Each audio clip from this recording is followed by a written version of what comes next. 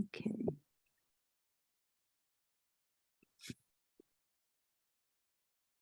So, good evening, everyone, and welcome to the latest in Citizens for Public Schools ongoing series on public education and race. Tonight's event is part 3 of Making the Invisible Visible, Asian Americans in Public Education. And the title for tonight's event is Do Schools and Educators Have the Will to Serve Asian Americans? A discussion of proven interventions and what is needed to initiate and sustain them. This is the last of 3 events devoted to this topic. Part 1 was December 6th, part 2, January 18th, and both were recorded, as is tonight's event. If you missed parts 1 and or 2, the recordings are available on our website, citizensforpublicschools.org. My name is Lisa Geisbond. I'm Executive Director of Citizens for Public Schools. CPS has been advocating for strong, well-financed, democratically governed, inclusive, and equitable public schools since our founding in 1982. We have advocated for equitable school funding, for example, by supporting the Student Opportunity Act and the Fair Share Amendment. We've worked to keep state education funding in inclusive, diverse public schools, working to defeat the 2016 ballot question that would have lifted the cap on charter schools and diverted funding from traditional public schools. We're part of the Vocational Education Justice Coalition, which has just filed suit in federal court, charging the state with systematically denying admission to students of color, those from low-income families, and other at-risk populations, closing off career pathways to some of the very people that vocational schools were designed to help.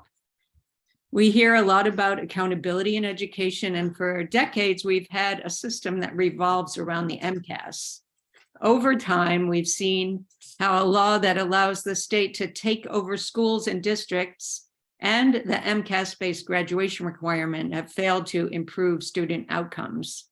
We believe it's time to hold state education bureaucrats accountable for their failed approaches and build a better system that truly supports all students and communities.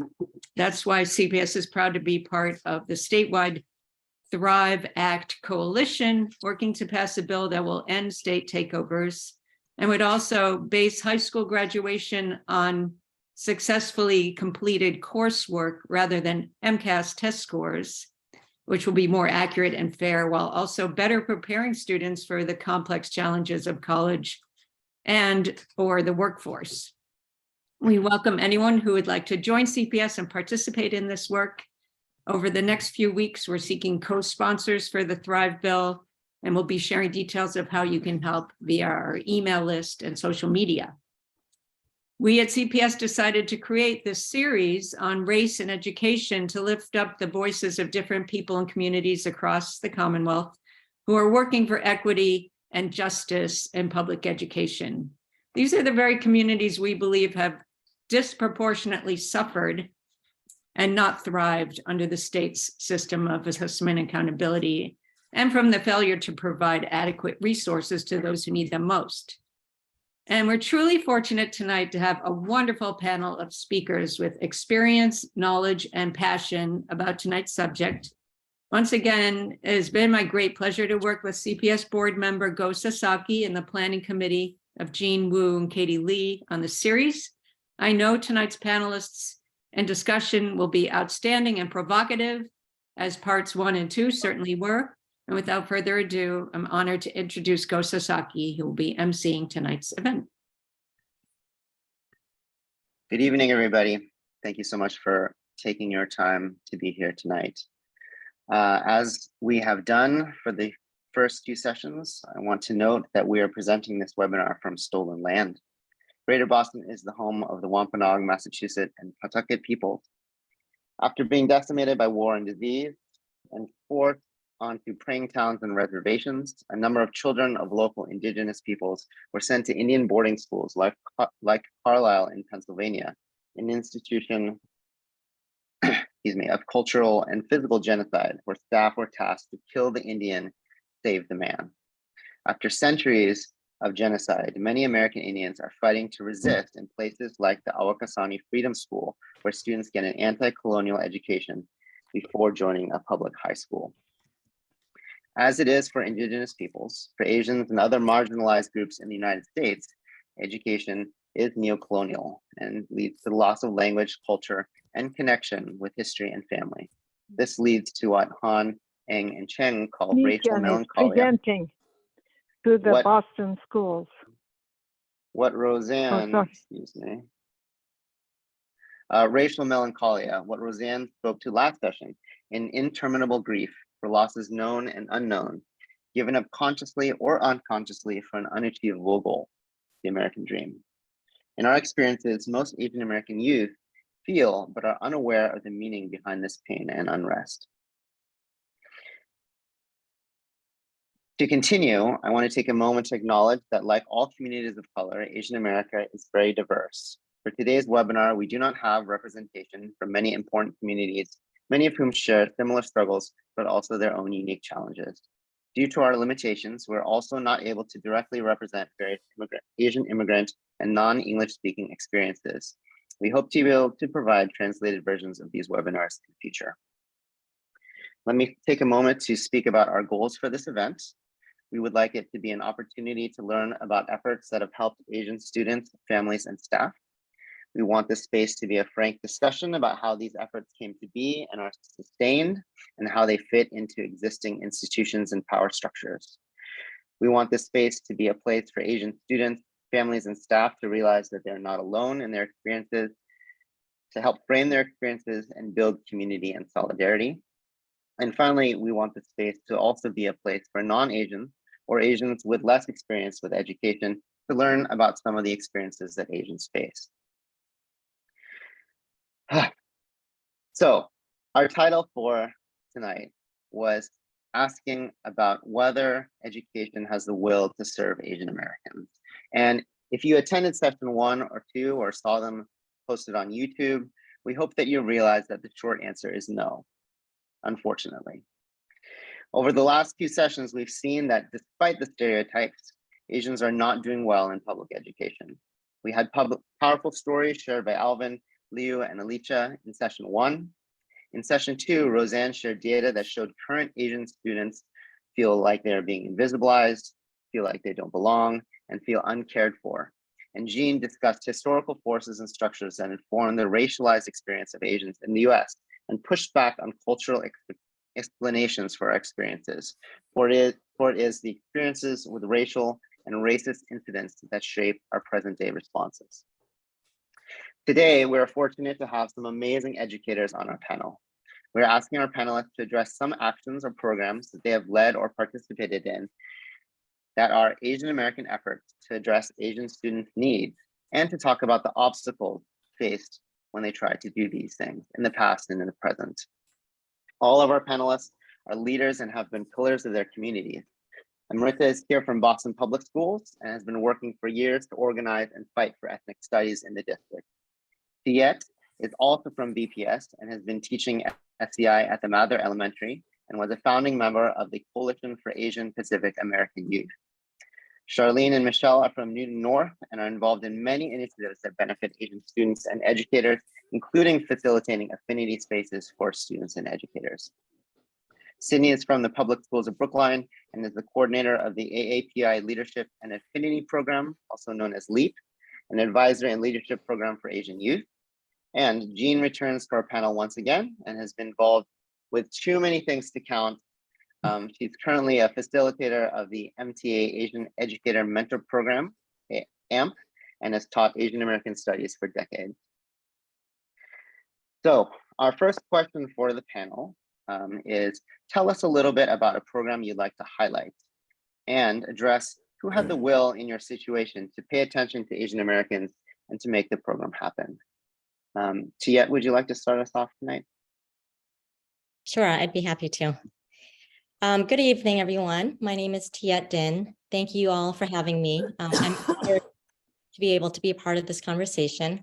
So I'm a first-generation Vietnamese American who grew up in the town of Lynn, which for those of you who don't know is about 20 minutes north of Boston. I'm currently a kindergarten teacher in Boston Public Schools, But back in the 90s, when I was a student in high school, there was a lot of anti-Asian violence that was happening throughout the city and in the high schools. One of the students who was affected by this at the time was connected to a leader within the Asian American community at UMass Boston. It was through this connection that led to the rallying of Asian American high school students throughout the state of Massachusetts to come together and develop a conference that was youth-led to address issues of identity and culture.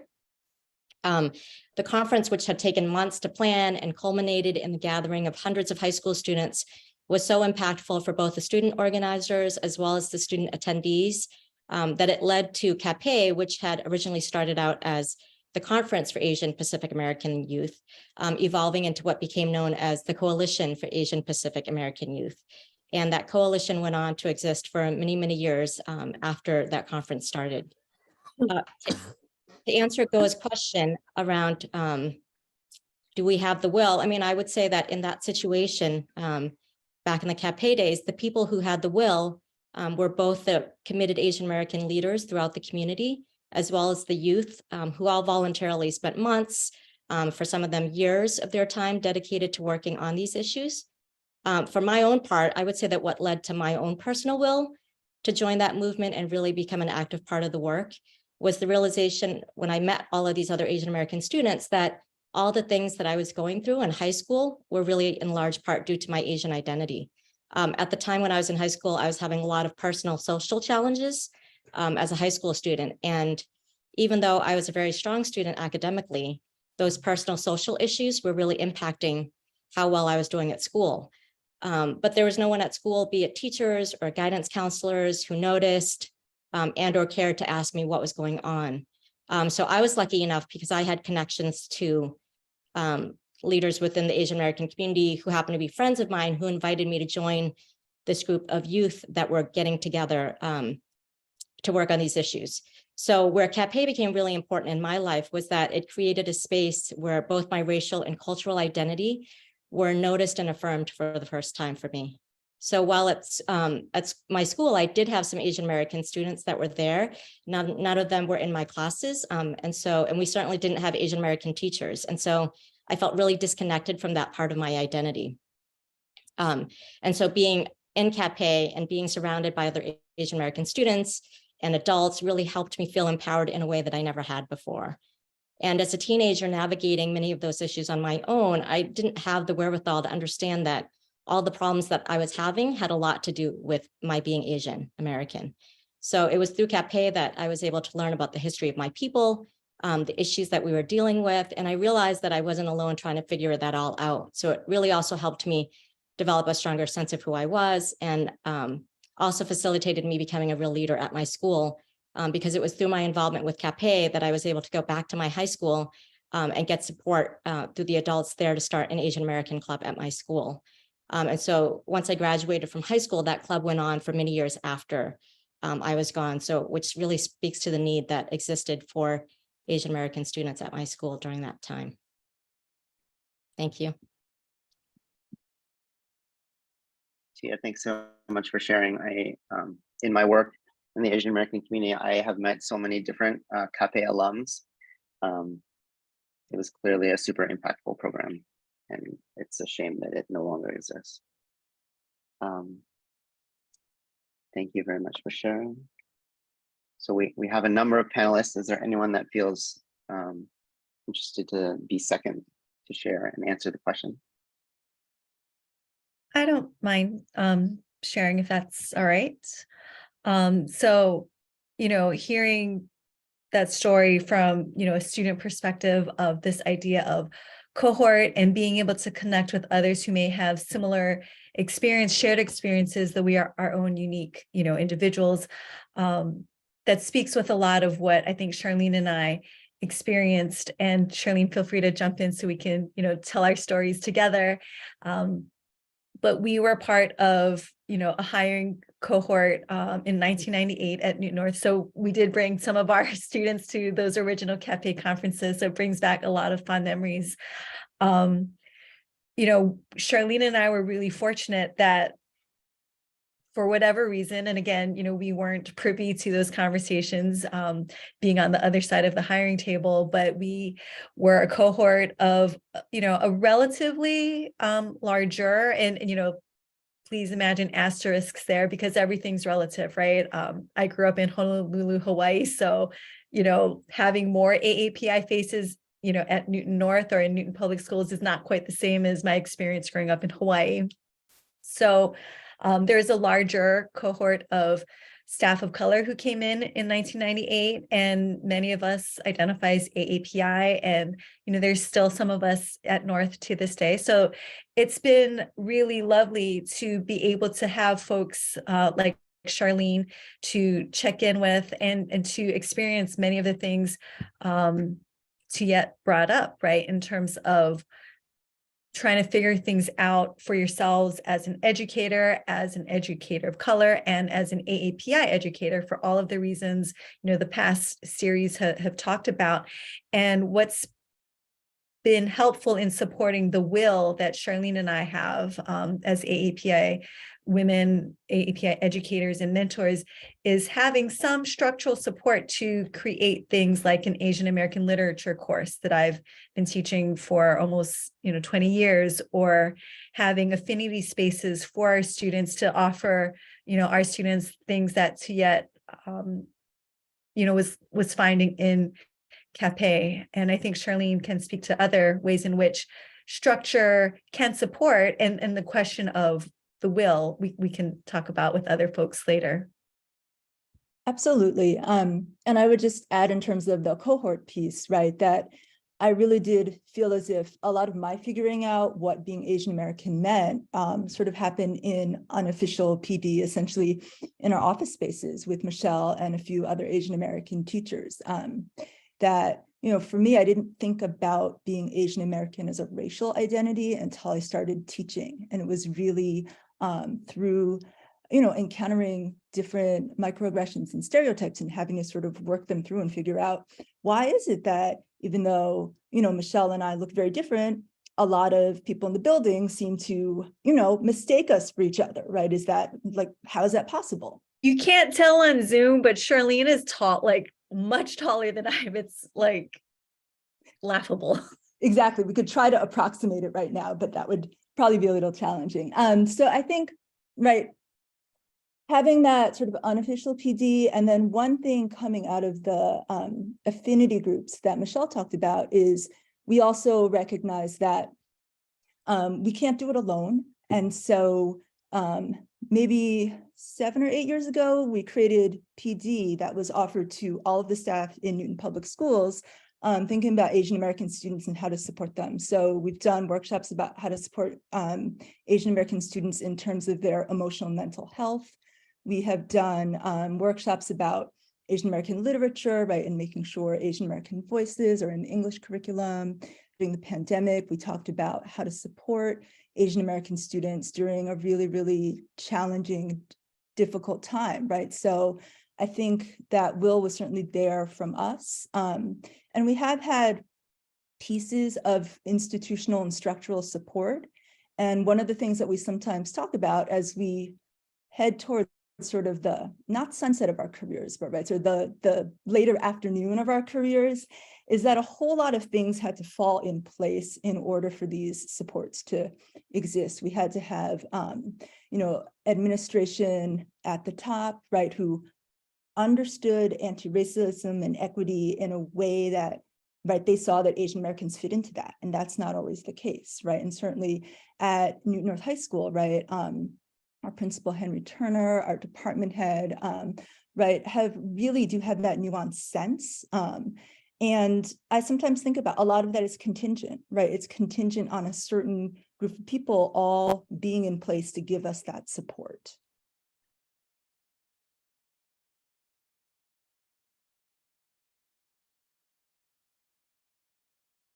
Thank you. Sydney or Amrita? Or Jean? Yeah, I'm happy to follow. I feel so honored to be here and so humbled, because I think from my perspective at Brookline High, it it feels like we're just beginning. Like we don't have a lot of, I don't carry a lot of like the history of the work that's been doing or that's been happening at the district level and in our school. But this year is like a pilot year of the first like teacher-led affinity program for students. For so long, we sort of relied on this really robust student club that was led by a Chinese teacher who had just recently retired, actually, but she's like her own institution within our school.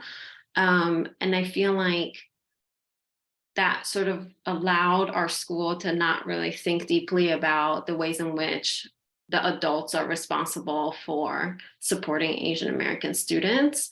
And then, so I've been thinking a lot about like the will for our school, because it was, I think, to what Charlene was saying, everything kind of had to fall in place in this perfect timing for everything to, for our program to be developed. So this year we're doing, for the first time, an affinity advisory, and we're hoping to expand it to more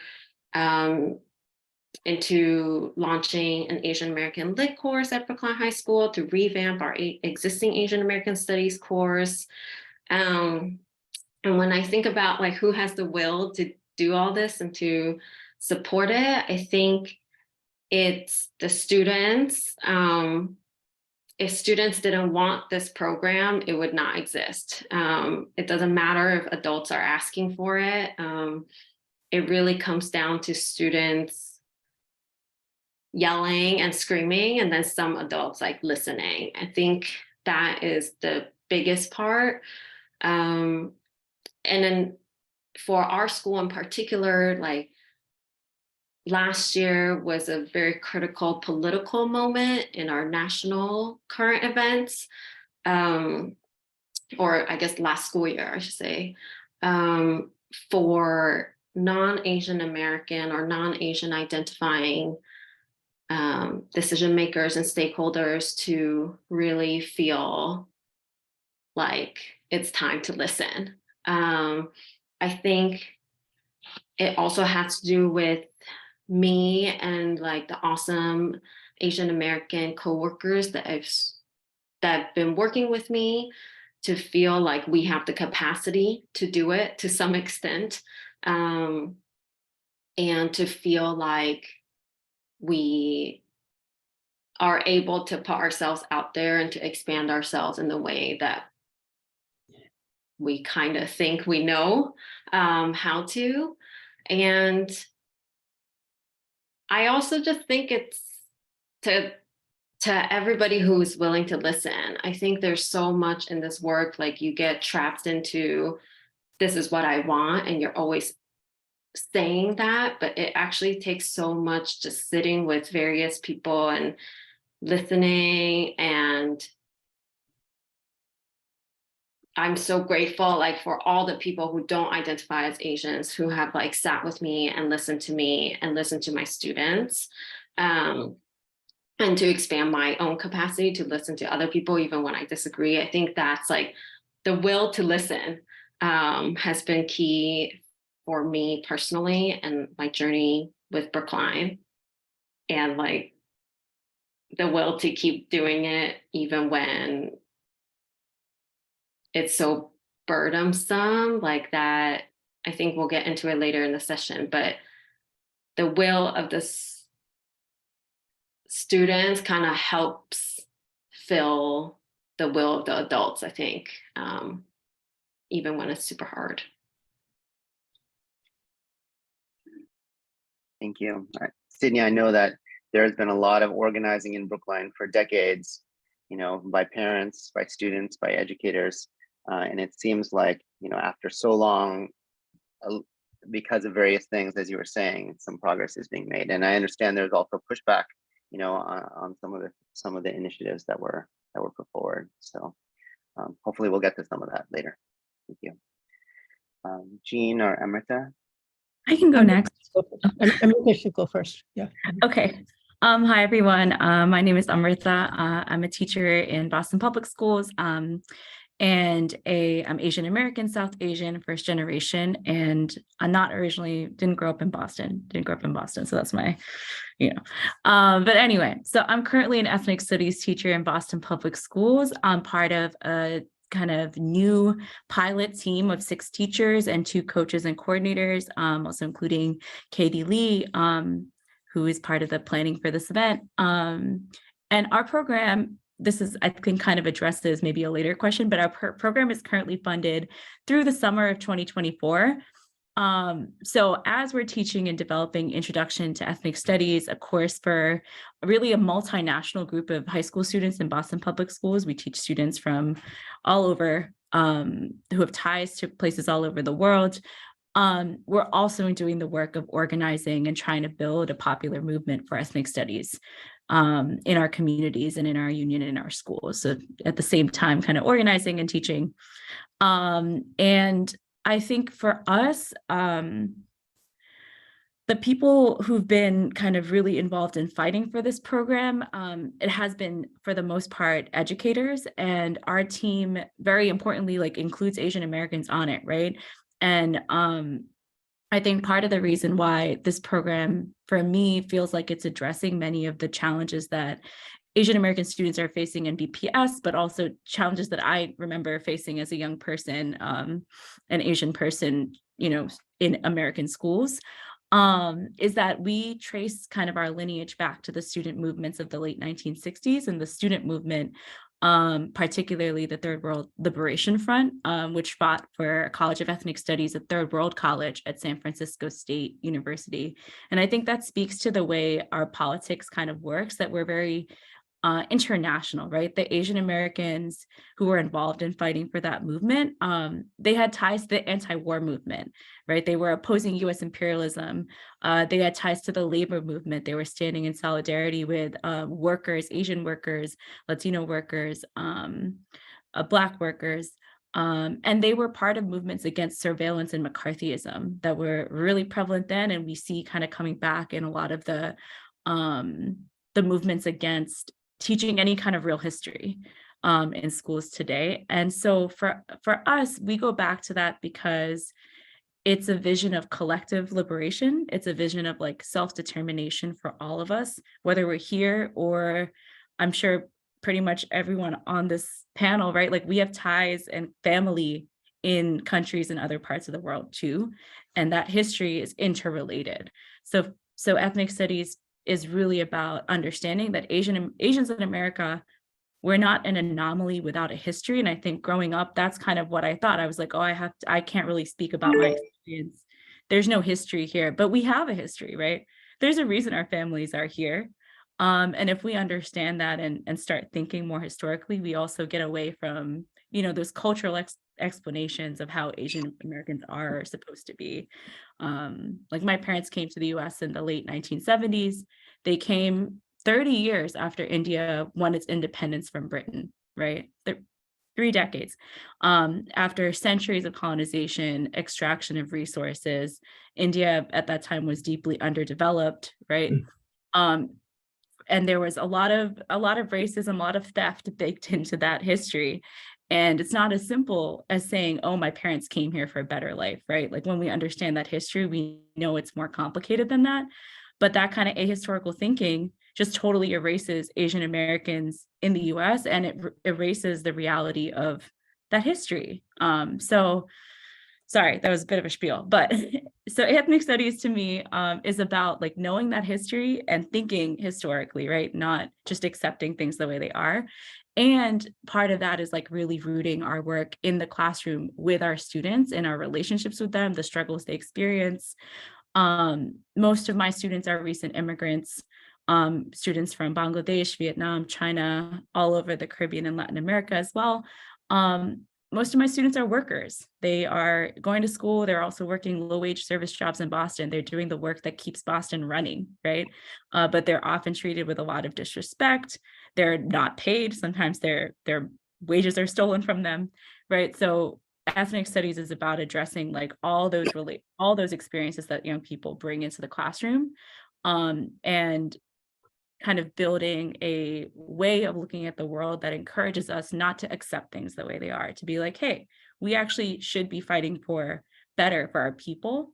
And for us and our team, we do that through thinking about things through a lens of solidarity, of like building, you know, across different communities while still recognizing that we need to understand the specific histories of different peoples.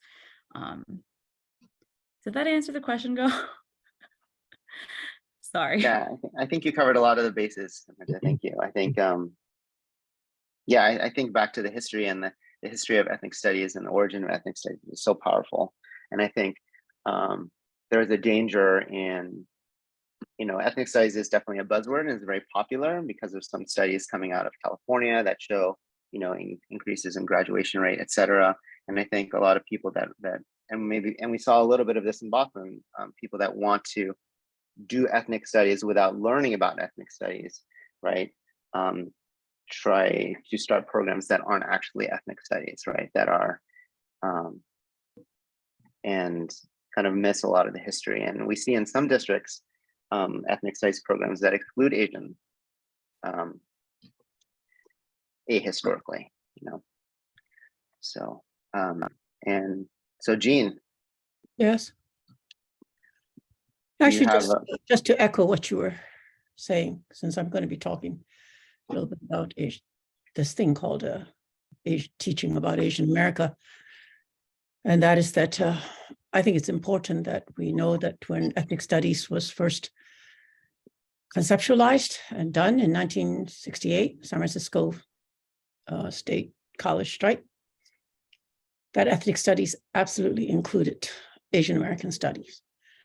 But I'm going to almost bet on anybody going out there and looking at some of our ethnic studies, many of our ethnic studies programs in the present, and that you will not find Asian American studies. And I'm going to tell a little bit about my experience, though it's not in the public schools, but in university. But the educational system is just the same in the way it thinks about or conceptualizes what is Asian America, who are they, and what are we supposed to know about them in our teaching. And before I just talk about my experience, which is just an anecdote, since I've gone last year and we've heard from all the speakers, is to say we prepped for this and I'm still sitting here stunned by how many times every speaker has talked about timing. It just happened to be that, you know, we had administrators that valued Asian America or understood. They used the word fortunate, so fortunate that we had students and teachers and all that, and to help. And I want to say that for me, those things actually, in hearing them, make me both, I guess, both angry and sad, because I do not think that the education of minds and hearts of Asian Americans in any educational system should depend upon good fortune, timing. It just happened to be. It should not depend on students who encounter racism and then have to scream and yell, as I think Charlene said or Sydney said. The will to serve Asian Americans should not be in our Asian American students and Asian American educators who are already half worked to death, and community and parents. The will to serve needs to be in the structure of our educational system that says every child, every student needs to have development, you know, the healthy development of every student, right? Depends on their having grounded knowledge about how they came to be who they are and how they sit in the US structures and institutions and the US power systems of race or gender or you know, all of these social positionings. You know, having some wonderful development and program for Asian Americans is wonderful. And I've certainly benefited. And a lot of people here, I think tonight, not just panelists have benefited. But I just don't think good fortune is, or for being fortunate is, and depending on our students, it answers, it answers anything. In fact, I think it perpetuates a certain amount of erasure of Asians. And I guess the anecdote I want to just say very briefly addresses a question that I would have wanted to ask all the panelists, and that is that in Capay, I guess it would who talked first, it would be how come such a great program is no longer there, and for other speakers, it is how solid and sustainable, or how fragile is the program that is now serving, that you're doing, that's serving Asian American students and the Asian American community. I taught in Asian American studies in a local university. I think many people know that. And over many years, 40 years of struggle finally led to the university being willing to pass, or the voting in an Asian American studies minor, right? Meaning that if students took a certain number of courses related to Asian America, they could actually declare a minor. It's only like 6 courses and some kind of a final project. So it took about 40 years, a lot of students screaming and yelling to get the minor. And so we limped along, but with a minor, it helped because more students were able to come and take Asian American studies, both Asian American and non-Asian American students, I should say. Asian American studies, or learning about Asian America, is not just for Asian Americans. It is for everyone, right? It is because Asian America is part of the US of A. So of course the course, the minor was there, courses were taught because the minor was there. And then I retired. And after I retired, there was no one to teach the course. The school, what the school should have done, right, was to absolutely immediately hire somebody to pick up on Asian American studies, the foundation courses, and then to work to create, whether they wanted to change it, whether they wanted to strengthen it. And so the minor appears, right, in the catalog, which says to a student who, let's say a student who's looking at the catalog, says, oh, there's an Asian American Studies minor at this university. Oh, that's great. But what they will find is when they get there, it's not necessarily any course or that they could get a minor. And then most recently, a year ago, I was asked to speak to a class, and I found out, oh, the Asian American course is being taught again. And I thought, oh, that's great. Maybe they found somebody. So what ended up happening was that it wasn't that an Asian Americanist, right, somebody who studies Asian American studies and can teach Asian American history and Asian American, experience, was hired. Instead, they asked a Latinx professor, right, somebody who's teaching Latinx studies. And so I asked him, I said, how is it that this happened? Is there going to be an Asian Americanist? And he said, well, looks like not. And I was asked, he said, because I come from LA, and somebody said to me, well, you come from LA, so you must know quite a bit of Asians or Asian, Asian American stuff. Why don't you teach the Asian American Studies courses? Because students have been asking for them. So that end of anecdote. I say that to say the programs that are created, right, for this group oftentimes disappear when the people who are there doing extra duty to hold them together, when they no longer can, then the question is, how is the structure going to take care of that? Clearly, it's not in the structure. So I'm going to stop there and return to any discussion that people want.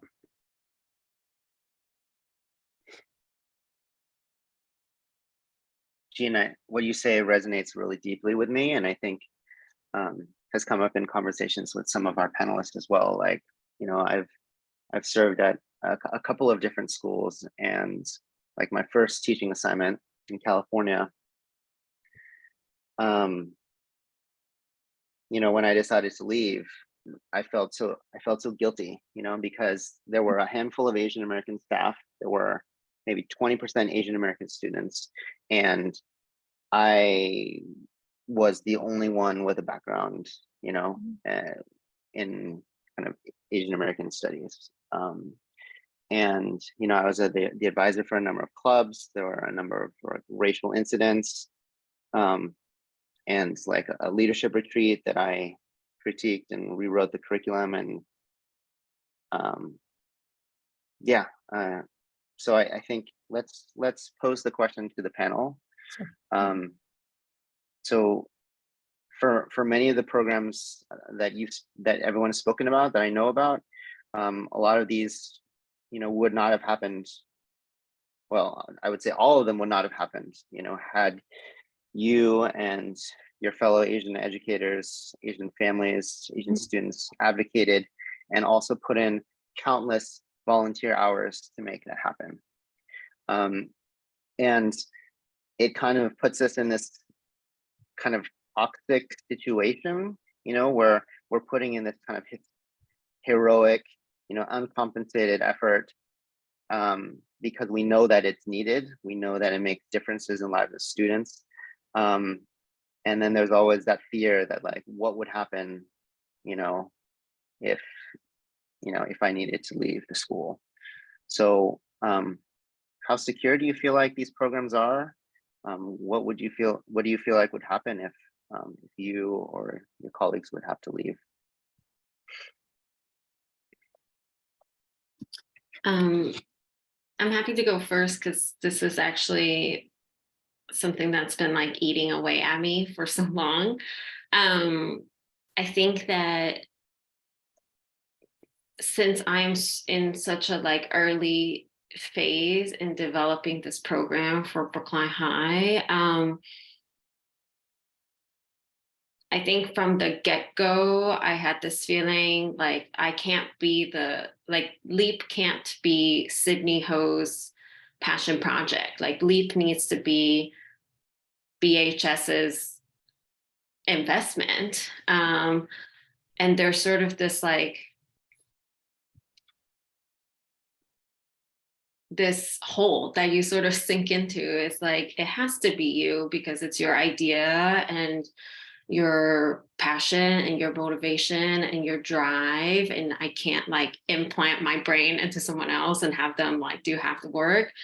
At the same time, like personally, I'm not from here. None of my family is from here. I actually grew up in Taiwan. That's where my parents are. And I think like, even if I want to fully devote myself and my career to this school, the reality is I'm a human outside of being a teacher. I have parents who will age and I have like other people to worry about. And so I think like the whole program feels like we often march towards a path that like builds it on a house of cards because we're so excited by the opportunity to support Asian American students, as everyone should be. But in jumping into these programs or clubs or classes or systems, like without actually thinking about the long term, is actually so harmful for all the innovation that people are doing. But the catch is for public schools, often we can't think about the long term because we're always going from budget year to budget year. And it's always this like big debate of like, well, how can we maximize the output of this like product that schools are investing in, through investing like in the most savvy and like cost efficient way, which is such a like bizarre and capitalist and nasty way of thinking about human experience. But I feel like when you get down to the nitty gritty, it's always about money. And like, I think in the public school world, finances is so hard for long-term planning, which means the people coming up with this like creative solution to support our students, even if there is a long-term vision, there's hardly ever any long-term guarantee that can be given from the people who actually make the decisions to fund the programs, to fund the teachers, to fund the class. So I feel like this question like hits so hard for me because I feel like I think about that all the time. And Jean, what you're saying like really resonates with me of like, well, I always tell my students, I don't have Asian history just coursing through my veins because I'm Asian. Like I had to pick up a book, I had to learn, I had to study. Like the only reason why I can teach history that is Asian specific is not because my college major had any specific focus. And just because I'm a history teacher doesn't make me an expert in all the people's history. And so I feel like it's so hard when we have the expectation like, oh, you have your experience, so you're an expert, when reality is like, I'm also learning. I don't know a ton of stuff. And then on top of that, it's like tied to you. It's like your class is latched onto you. And there's so much guilt about leaving. There's so much guilt and fragility about like how it's going to sustain. So anyway, I kind of ranted, but that's sort of in the early planning phase is what's going on in my head from the bookline perspective. If I could follow that, right, kind of dovetails to, you know, what Charlene and I brought up earlier, right? This sweet spot where, you know, in a lot of ways, there has been that structural financial support, right? Some of it, you know, financially was easier, right? And nonetheless, like, as we know, every bit of structural compensation is important, right? From PD we do in our schools, outside of our schools, work we do with our students, with our colleagues. And as Charlene said, it does feel contingent, right? Even though there is, in theory, as Jean talked about, in theory, these structures are in place, right? What happens when we retire or move back to, you know, different places that may be calling to us? And we've been fortunate in a lot of ways that a lot of our colleagues, some of whom are here tonight on this Zoom, who don't identify as AAPI, have shared in carrying the baton of doing this work, right? Understanding that, you know, without all of us working together, these things can't be sustainable, right? So we have folks here who've, you know, like you said, Cindy, continuing with the learning, working with other anti-racist organizations within the system, working with other colleagues. So that is wonderful, right? And again, how can we raise the banners that even more colleagues, families, and community members can continue this work, right? Because again, something you said earlier, and I feel like we should all have some, you know, have a cup of tea sometime after this is done. Right? You said, Sydney, if students didn't want it, it wouldn't exist, right? And in a lot of ways, Charlene and I talk about how we wish our AAPI students would know that they should be yelling for this. And because of white supremacy, growing up in predominantly white cities and going to predominantly white schools, they don't necessarily know yet, right? That there are things that they should be ranting and raving about and having a call to action. So with all of that, how can we as AAPI educators and our non-AAPI colleagues and allies, how can we help our students learn that, yes, you come from this history of oppression, resistance, and liberation, and how can we work together so that we can all continue this charge together and sustain it? Because it can feel really disheartening to know that even with structural and institutional supports in place, some of it might not always last when we're not at the school. Feel like, Michelle, you're selling yourself and like your colleagues a little short. You know, I know that you've been doing a lot of advocacy work for decades, and I have a feeling, you know, if you and your colleagues weren't doing all that advocacy work, the education, the pushing, you know, maybe some of the institutional support that is currently present might not actually have materialized. Can I interrupt, Go? I don't know if this is an interruption. Is it a conversation you want? Yeah. I am all for encouraging, helping, training, teaching, educating our students to be very active and activists towards what they want, what they need. But I just want to here with this audience and with again and again to just reiterate that we are going down a wrong path. I mean, a really scary path. If teaching about justice and about true inclusivity depends on us encouraging students and ourselves to rally and cry for it. Yes, we have done it for 50 years or more. We've done that. That is why we have the little bit that we have. But we cannot continue like this, right? In some ways, I've talked with colleagues who said, look, I'm the only person holding up Asian American Studies. I'm the only person teaching a course. I'm the only person doing this program. And I know that when I leave next summer, it will just die, right? And sometimes they have said, I feel like I'm actually doing a huge disservice to Asian America, to our young people, to the continuation of the next generations, because by my agreeing to do this, right, it continues this limping along. We can't be doing this by default. We can't depend on a crisis here and a crisis there and just by responding. You know, usually what happens is the pattern, and many people on this Zoom and other people know, a crisis happens, a horrific racist incident or something like an uptick in anti-Asian violence, right? So students and some adults and some people in community, will say, oh my God, we need something, we're hurting, or what about, or why?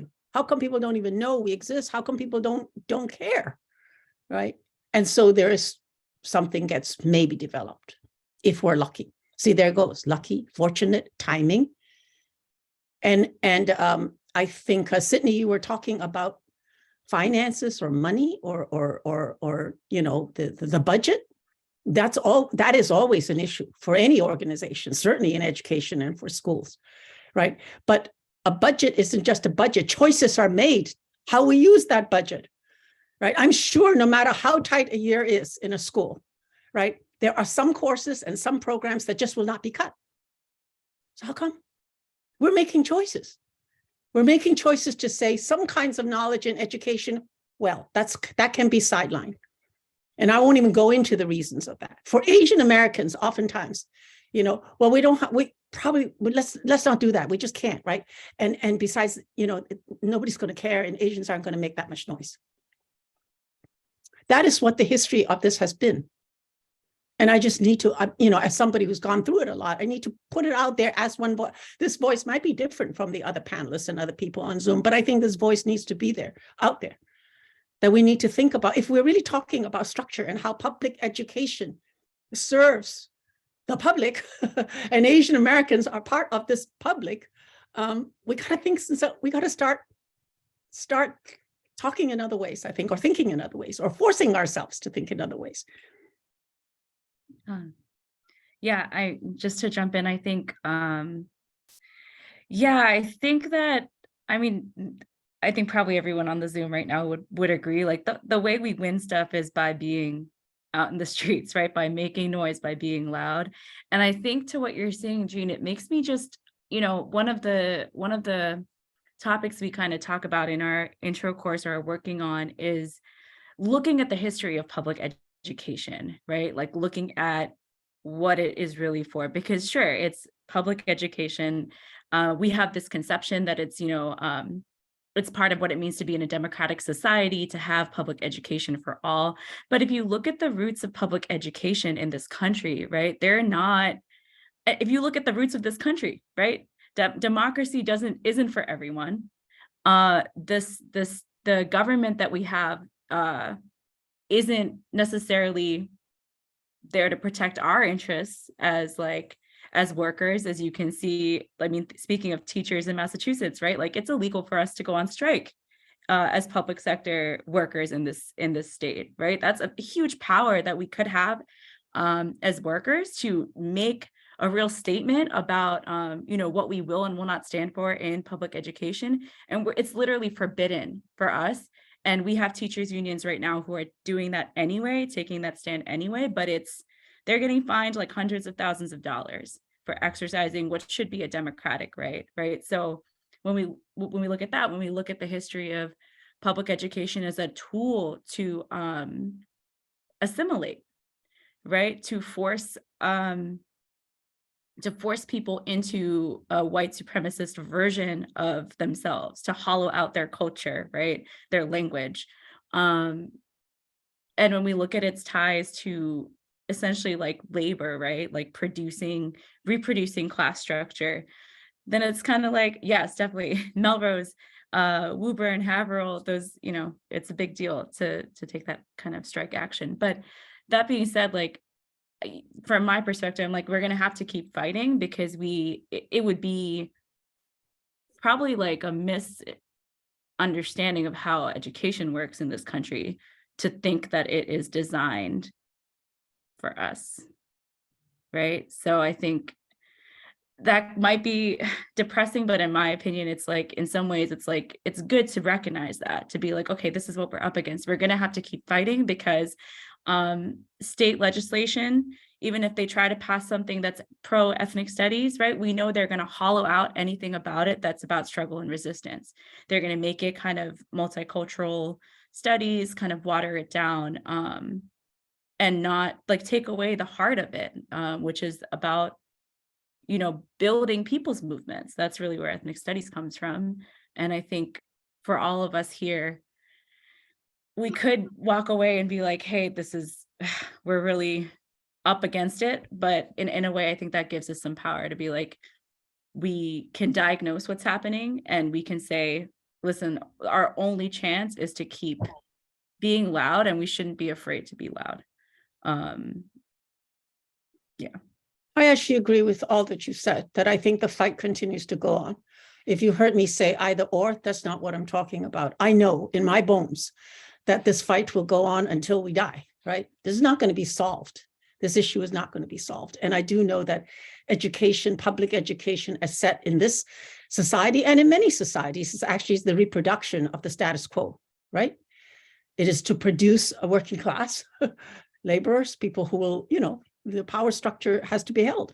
I do know that. So we will keep fighting. But in the context then but then one could say, well, why are we trying to talk about then different groups and different populations, right? That's why the title is there a will? If one had a will, right? And I think is going to go to part 2, which is to say, what would it look like? What could it possibly look like if Asian Americans really, if there was really equity for Asian Americans in our schools? Because right now there isn't. So what would that really look like? Right. And I hope people understand that when I say equity for Asian Americans, we're really talking about how can you have equity means that everybody has, right, something. So what I'm really saying is, what does that look like then? But to stay on or center Asian Americans, at least, since we often go sidelined when we start talking about Asian America, then what does it look like? And I think it would help to hear from folks. Sorry, back to you, Go. Yeah, so it feels like we're in a really dark place, No, we're not. This is well, yes, yeah. but structurally, historically, this is really difficult work, right? I know all of you are putting in so much extra time to show love for students who may otherwise feel that, and it's just kind of feels pretty bad.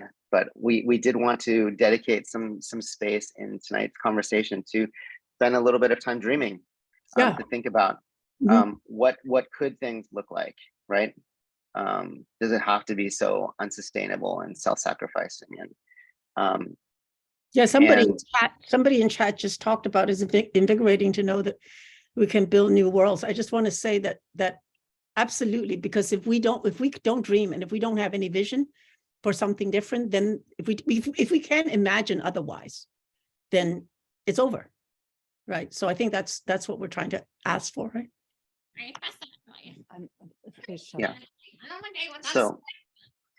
So the question is, what would an education that cared for Asian students, families, and educators look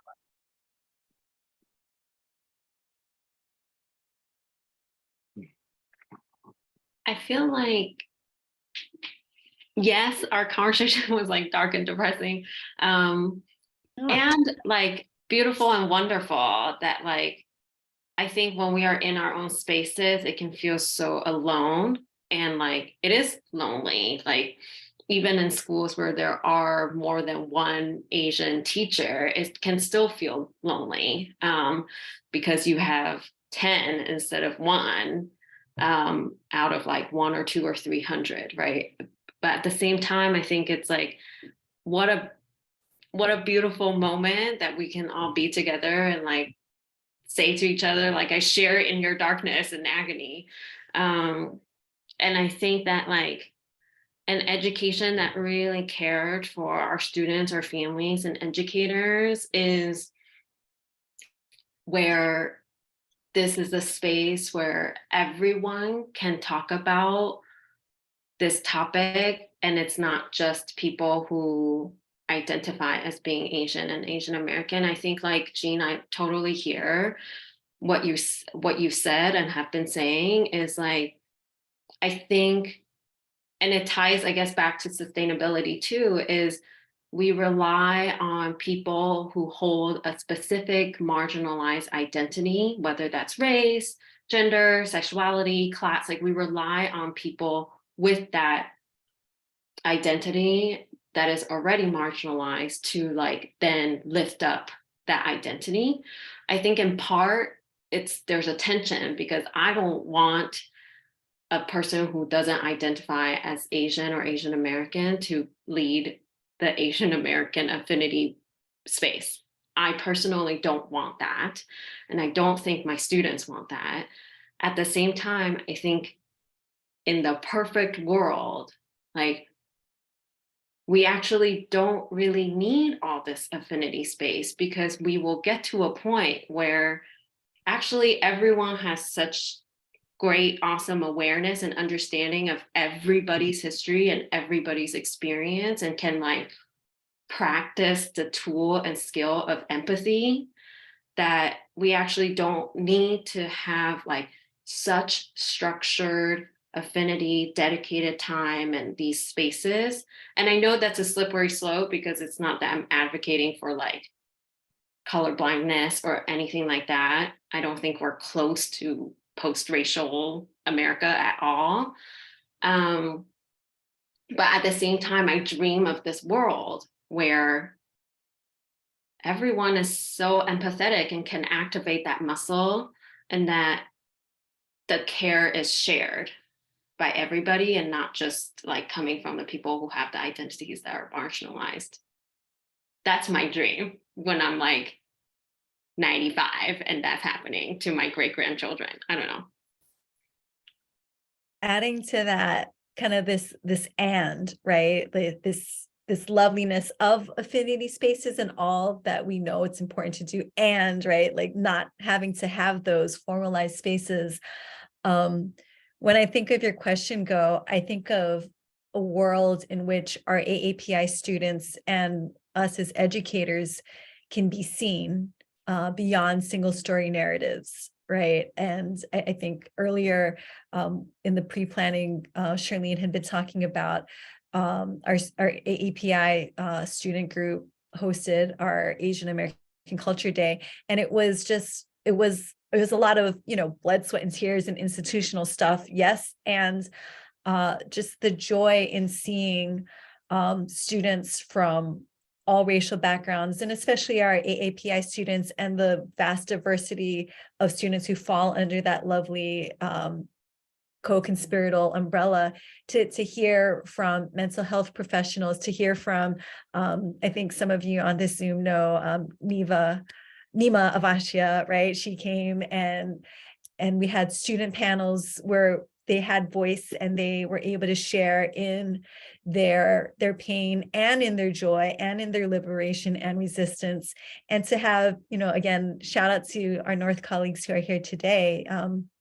for coming and creating that space. And wouldn't it be lovely if we could all continue that outside of that special day that we had, that we deliberately, as club co-advisors, Charlene and I are deliberate about not having it in May because we refuse to be contained by 1 month.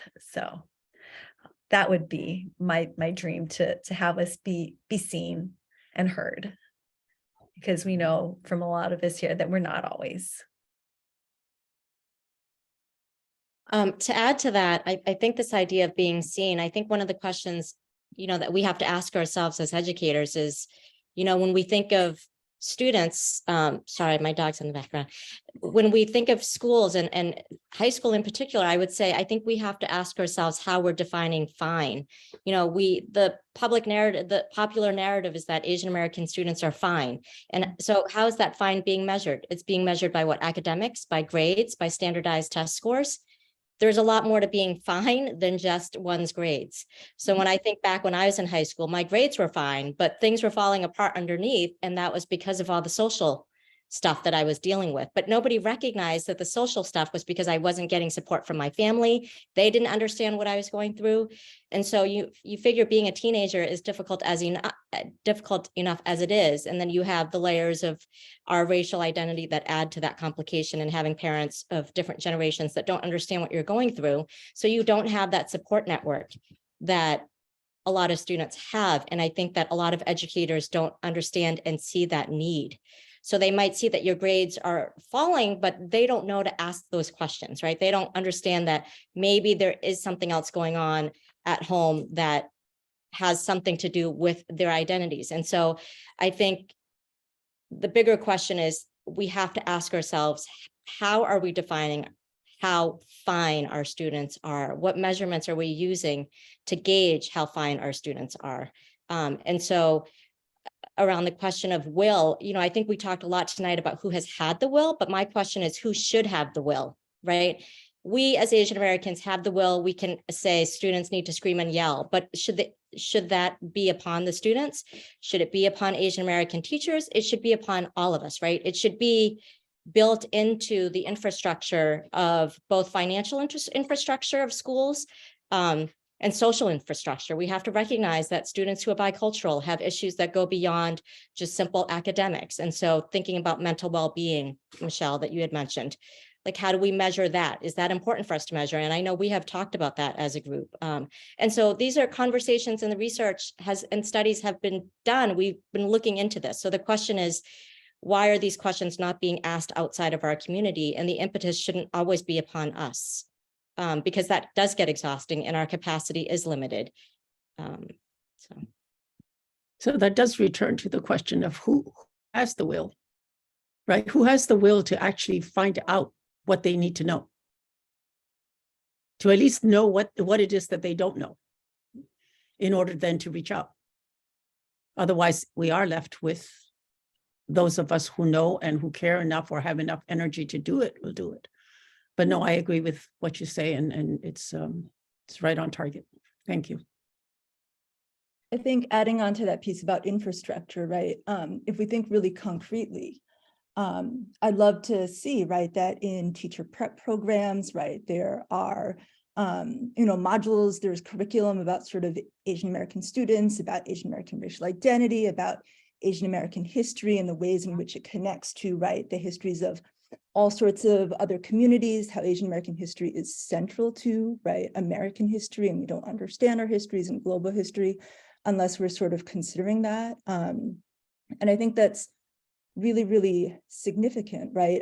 The metaphor I kind of think about is the latest Thor movie, where Thor sort of like turns himself into all these teeny tiny Thors, right? I think, as everybody in this panel has said, it can't just be, right, sort of Asian American teachers carrying the load. It has to be something that everybody is, right, like every educator is knowledgeable about, right? And I think one part of the dream I have for Asian American students is to know that they can go into any classroom with any educator, right, of any racial identity, and they will be seen, right? And if they are experiencing moments of distress or crisis, right, that those educators have the conceptual skills, right, have the strategies, right, to be able to support that student in their full humanity.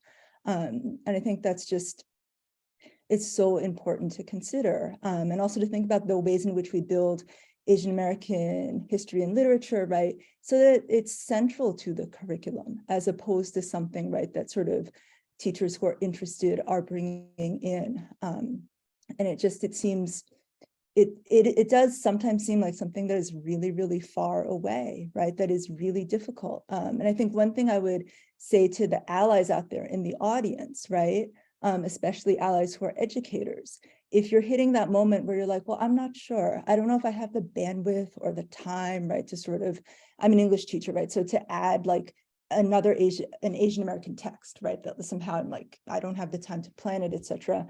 Right, I would encourage people, push, right, do it, try it, because it is really important and valuable for Asian American students to see, right, their Asian American teachers saying we see you and value you, and it needs to be all educators are sending that message. One of the things that that I come to when thinking about, you know, K-12 education, and my own experiences as well as the experiences of my friends is, I really wish that I had the opportunity to develop my racial identity, you know, before going to college. And this is something that I see in so many Asian Americans, that there was like no racial identity development until college. And that's a huge hole, for all students, really, you know, including Asian. And I also wanted to share this one quote that when I heard it really sticks to my mind. I don't, and I, yeah, it was is a quote from the late Cedric Robinson, speaking to one of his advisees, and he said, "You're searching for love in a place that doesn't love you. What are you going to do to create the spaces that do?" And that really stuck with me, and I just wanted to share it. So, other thoughts?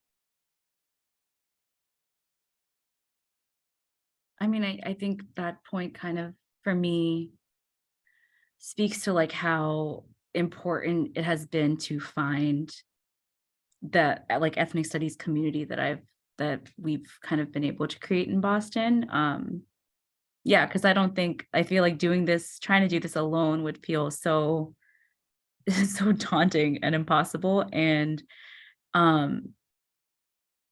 yeah, I think ultimately part of what I'm thinking about when I imagine like an education that actually cares for Asian students and families and educators, it's like it's an education system where we're the ones who get to make the decisions, right? Like we should be in charge of the budget. Like we're the ones who are making, you know, we're the ones with our students. Our students should be in charge of making their own decisions, and the community should be in charge of making the decisions about how we get educated. And because it's not, you know, like I can imagine a world where education is a space for learning. It's not a space where kids get kind of measured and ranked to what I think Tia, you were saying, that students kind of come in to a system that's like not even really about learning, right? It's about kind of achievement, whatever that means. And then kind of to something that Katie posted in terms of how we get there, I do think there's like a lot of what we're doing with ethnic studies, like we're doing it through the union, which does give it, I think, gives us some power to like, to try to really educate other folks in our union around like why ethnic studies matters, why we need to know these histories, and why, yeah, it's not just on Asian American educators to know their history, right? It's actually on everyone, because these histories are interconnected anyway. So yeah, did anything happen as a result of this BTU statement? Yeah.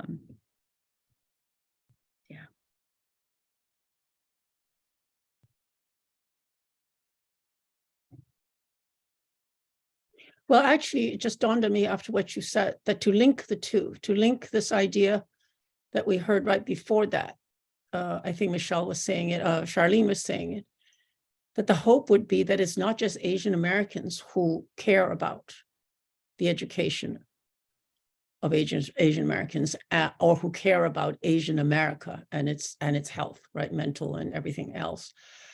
So that we need an educational force that is able to engage one another's histories, identity issues, and all that.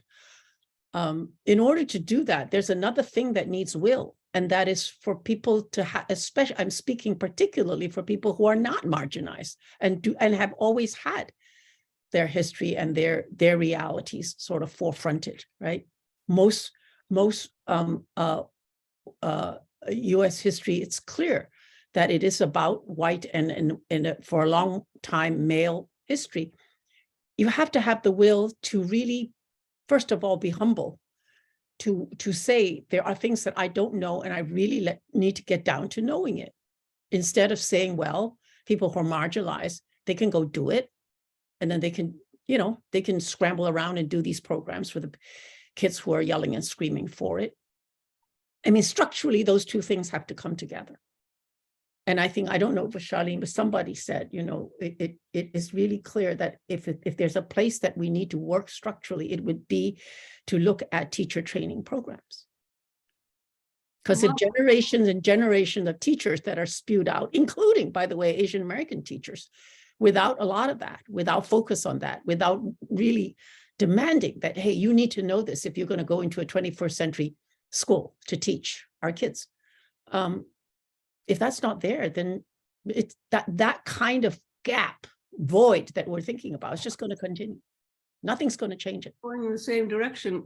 I was wondering if anybody who is a teacher among the panelists has support from other teachers in their school. Yeah, I actually have, like, despite all the challenges that were named, I think I personally, and I'm sure a lot of people, a lot of the panelists here, I have such a great community that in part, I built on my own, and in part, it has just naturally occurred. And I have so many allies, co-conspirators, whatever the name or term you prefer. I have so many colleagues who don't identify as Asian American that are really working hard to advocate for me and my students from an administrative point of view, or from just what can I do in my classes. So that's for sure there. And at the same time, I think what Charlene said earlier, being a history teacher, and actually two of the only history teachers of color in our school, it's hard because sometimes it feels like our colleagues feel like the stakes are really high because they don't want to say something that can be perceived as racist. They don't want to go into a racial topic that could be sensitive because they don't want to cause more harm. But a great mentor of mine shifted the perspective for me a couple years ago, where he said the stakes are actually higher for us teachers of color, because if we screw up in front of our students of color, they have no one else who look at them and can share their experience. And so I think my push for my colleagues is always when you feel there's this fear or whatever, the fear is greater in me, because I don't want to screw up. And I think there is actually a great amount of support, and there could always be more.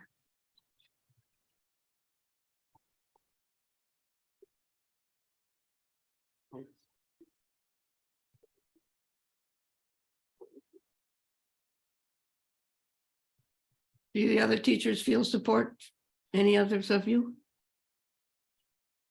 I mean, I spoke to that a few times. I think we've had a lot of colleagues, both other AAPI colleagues, other Black Latinx, other staff of color who we have co-conspiracy relationships with, and our white allies, many of whom are on this Zoom right now.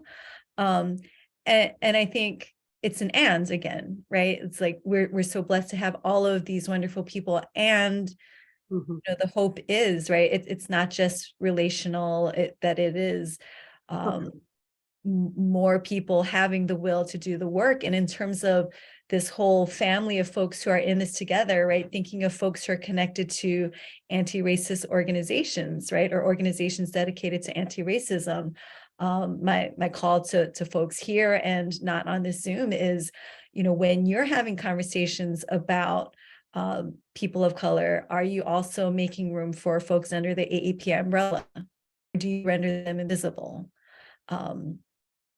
Are there ways in which you acknowledge and know about and teach about the oppression that our different communities have faced? And do you also know about and teach about and talk about moments of celebration, joy, and liberation, right? I think my colleagues on this Zoom do, right? And does everybody in a broader audience commit to that work as well, right? Just Eleanor, to speak to your question, I've been in a couple of schools before where I have felt incredibly alone when talking and advocating for Asian American students.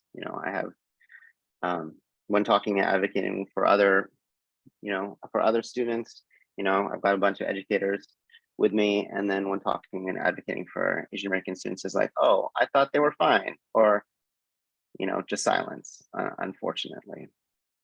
But that is not everybody's experience, of course. But I think in many schools, if we look at schools throughout the Commonwealth, there are many schools and districts with a sizable minority of Asian students with almost no Asian educators. That is a problem.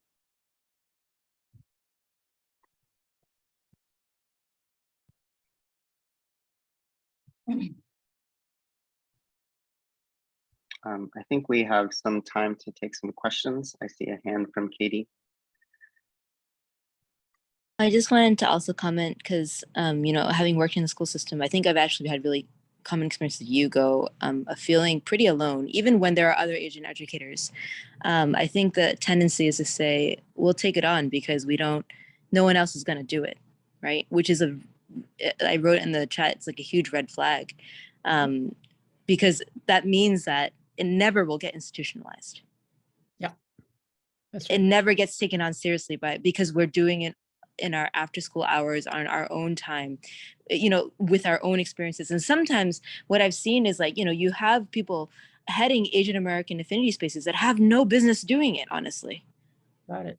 They have not studied Asian America. It's from like a quote unquote cultural experience, which is it's confusing because people will take it on as if it's like I've always said, it's like almost saying because I have teeth, I should be asked to do root canals.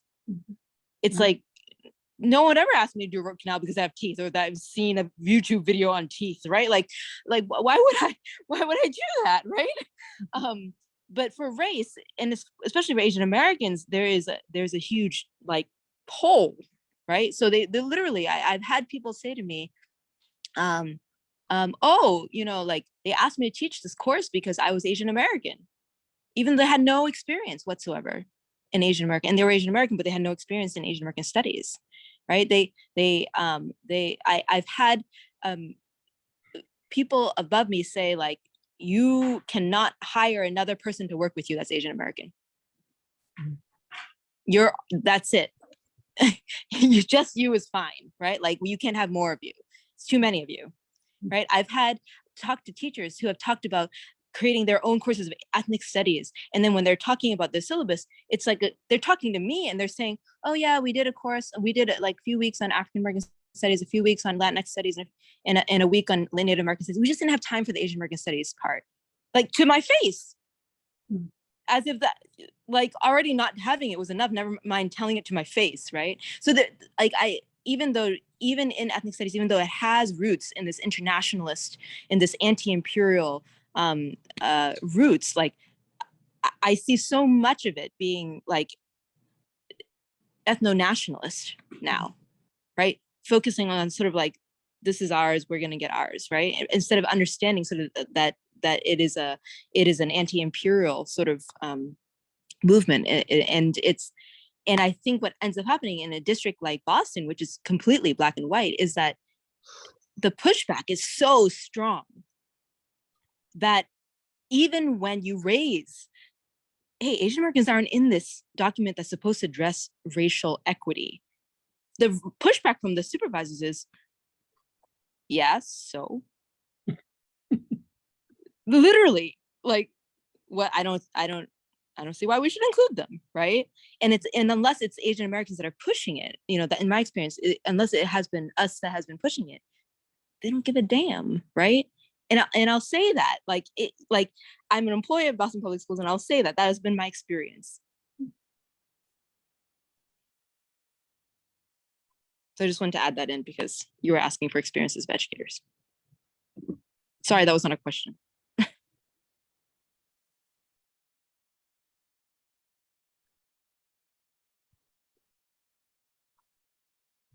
Towards the beginning, there was a question from Kip Dawson about Asian versus, I think it's about Asian American history, and perhaps mixed in with that, like the difference between Asian and Asian American history. And then there's also been comments about, advocating for a wider teaching of ethnic studies. Is there anyone that would like to take? Yeah, I can definitely respond. I think, yeah, definitely second what Katie said about, I think one of the ways that ethnic studies has been kind of taken is this idea that, oh, it's just about representing different ethnicities. But like, if you look at the roots of ethnic studies, it's not about like hitting different groups. And then usually, like Katie said, Asian Americans are excluded. The like roots of it are like that, those histories are related to each other. So like, you can't talk about, I don't know, the example I was giving Katie earlier this week was like, you can't talk about colonization of like what is called the Americas, right, without talking about European, voyages of quote unquote exploration to Africa, to Asia, right? There's and without talking about like the way white supremacy and like racialized thinking, it develops in relation not only to people in Africa or people in Latin America and people in Asia even, but in relation to like Muslims and Jews in like in Spain during the Reconquista, right? These histories are related. And if we don't see those connections, then yeah, it tends to like lose its power, because then you're just doing like, I don't know, like all the holidays or all the months of the year, you do like a month on every group and you're like, I did it. And it's like, well, that's really not the point. The point is to like help students see the world and see history in their lives, right? And then see themselves as actors who can change things. Well, when yeah. when the intersections aren't there, the way it's been pulled apart, I think it actually does more harm. Yeah. From the college level, I can tell you that it actually becomes divisive, especially in a structural situation where all the excuses that are given for not doing right work or courses on marginalized and previously erased or omitted histories is about, well, we don't have the money, we don't have the budget. Yeah. How are we going to hire? We can't hire another one in this department. If we hire, and if you have a course, what about somebody else? Right? So it becomes a great excuse then.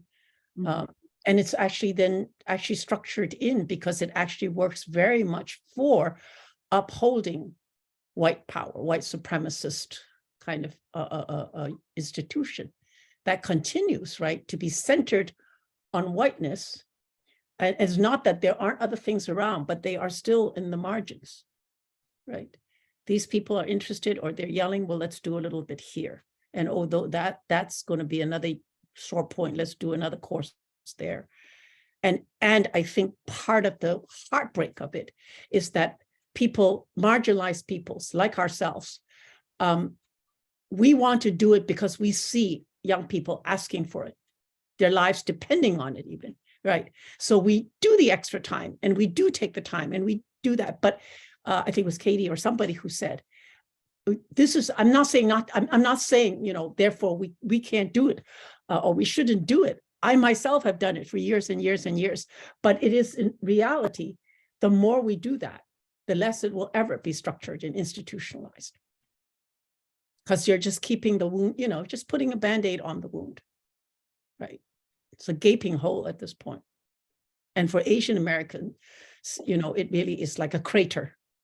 If people are willing to listen and hear from I think we've tried to talk about it in these other 2 sessions, right? The struggle, the void, it's like, it's huge. It's not just, oh, well, you know, just this little bit here or a little bit there, right?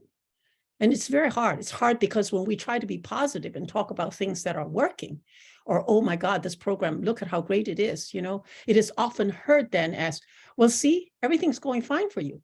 What are you talking? Why are you complaining? Right? I think that is that horrific kind of space that Asian Americans are caught in, because, to go back to our session 2, because of the model minority myth, right? The slightest thing, and unless somebody's really blowing your head off, the slightest thing that people already think Asians are fine, we don't need to think about them. And then when we start talking about, oh, you know, wow, by the way, you know, the school just developed some Asian American courses, like, okay, so what's the big deal then? Why are you complaining? What is there to say? We are beyond the end of our time, but I wanted to take a moment to ask if any of you have any closing remarks. Any messages? I have like a kind of call to action to folks. Just because we're talking about Asian Americans, we're talking about like the continued fights for justice and liberation. I don't know how many folks here on the Zoom heard about the murder of a young Bangladeshi man, Syed Arif Faisal. He was a student at UMass Boston. I see a lot of nodding. He's a student at UMass Boston. He worked at the CVS in Central Square, member of the Bangladeshi community. And on January 4th, he was murdered by the Cambridge police. He was in the middle of a mental health crisis. Someone called 911 to get him help. And the police came and they shot him 5 times in the chest. And his family and the broader community have been mobilizing to demand justice, to demand that the city release the names of the police officers who committed this murder, that they release the unredacted police report, that they fire the officers and try them just the way anyone else would be, right? Tried for murder. And in my opinion, right, like this fights against police brutality and police terror, like they really do affect all of us, and they affect, you know, all of our young people, particularly in this case. And there's currently both a petition going out that I can put in the chat, but there's also young people really working on building a student movement to demand justice. So students from all the local universities, UMass Boston, MIT, Harvard, Tufts, they're trying to build a student movement to really put pressure on Cambridge City Council, the Cambridge mayor, to you know, honor these basic requests for transparency and accountability. So if folks are interested in getting involved, the petition's in the chat. It's really, you know, it's happening right now. It's happening right in Cambridge. So yeah. Thank you. Sorry.